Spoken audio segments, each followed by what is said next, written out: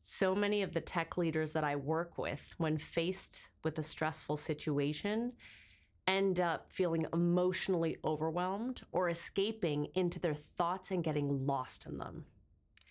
What if in those moments of overwhelm, we could turn to our bodies as a tool for emotional and stable resilience?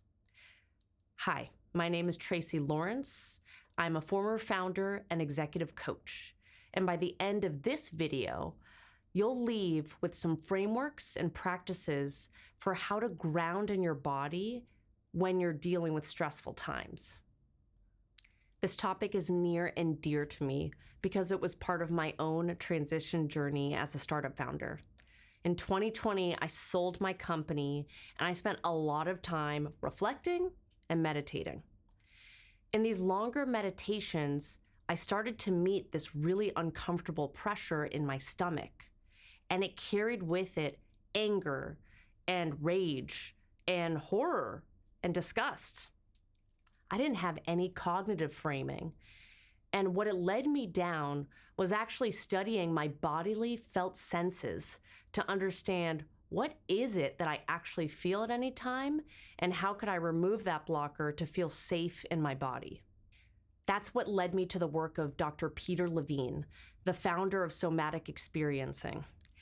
And what he studied was the question of why it was that animals didn't get traumatized after being chased down by a lion, but humans could get traumatized by even witnessing something like a car accident.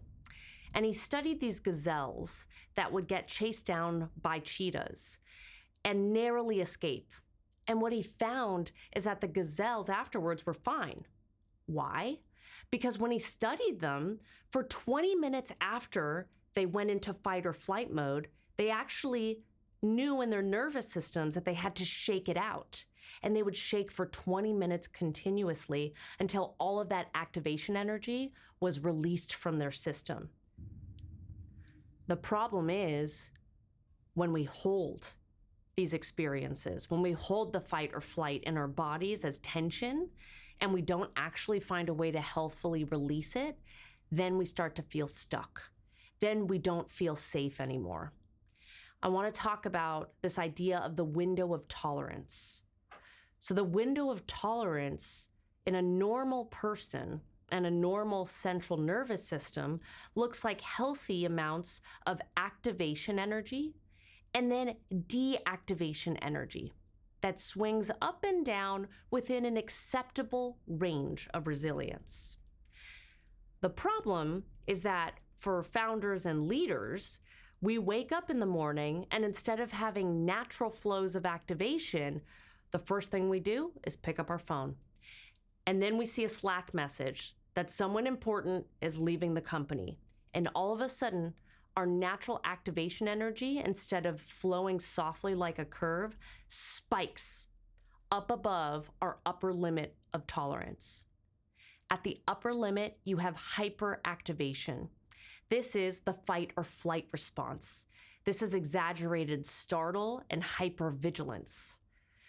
Then, when we come down from that and we have enough spikes, what the body does by the end of the day of all of the spikiness is that it drops down below the lower window of tolerance. This is hypoactivation. This is where we feel sadness, fatigue, depressive symptoms. And that's where we're living below the window.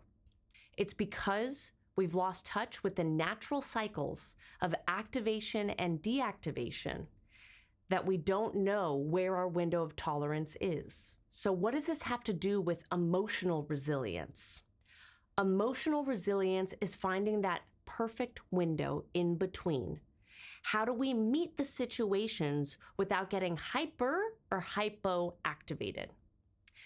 90% of the body's sensory input flows up from our organs to our brain. Only 10% of that information comes down from the brain into the body, which tells us that the brain is not the source of this information around safety. It's the processing center for it. The source of safety lives in the felt sense of our physical body. I'm going to teach you a quick exercise to start to tap into this felt sense so that we can actually teach our bodies by becoming more aware of the body that it's safe. We don't need to go into fight, flight, or freeze, and we can meet the moment where it is.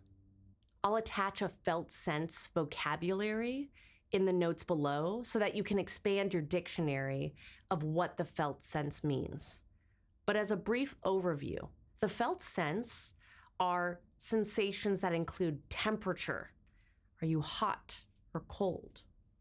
It includes dynamic sensations. Are we tingly? Are you feeling heavy? Are you feeling lightness? Are there muscle aches or contractions? These all fit under the categories of physical sensations. So with that in mind, I'm going to guide you through an experience so that we can find that window of resilience and safety. So I'm going to invite you to find a comfortable seat in a relatively private setting where you're not going to be disturbed. You can go ahead and start to soften your gaze or close your eyes. Start to take deeper breaths, nice and deeply into the belly, and then slow exhales through the lips. Let's do a couple more.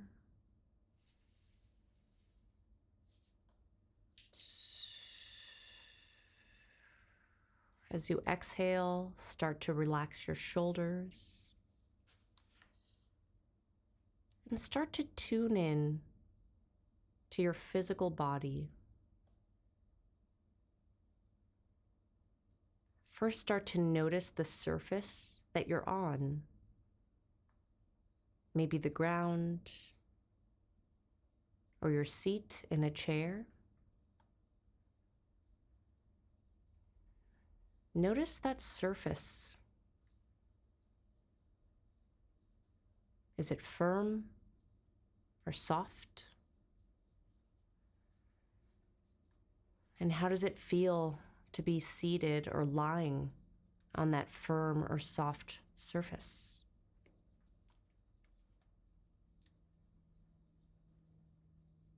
Now pay attention to your clothing and the fabric on your skin. Where do you notice that fabric the most? What's the texture of that fabric on your skin?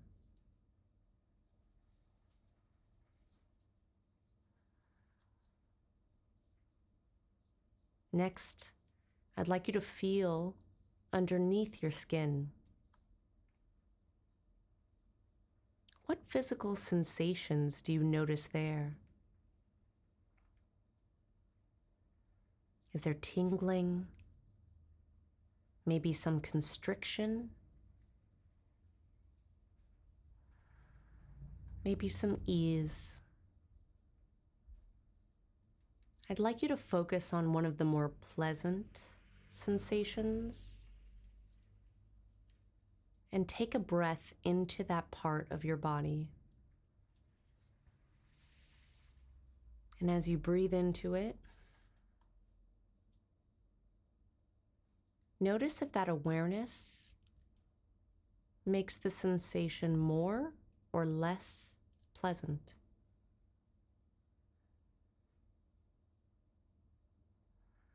See if you can relax even 5% more into the sensation.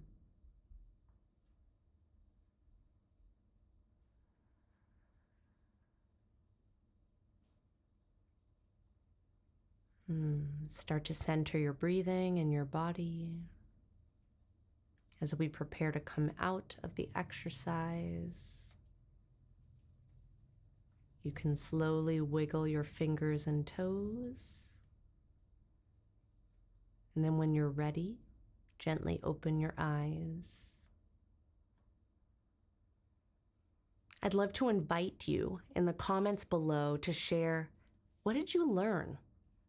What questions do you have about this technique? And I hope that you'll take some time in the next few days to spend even a minute or two feeling into what is your body sensing right now. Activating a whole other level of intelligence in your leadership. Thank you so much for joining me, and I'll see you next time.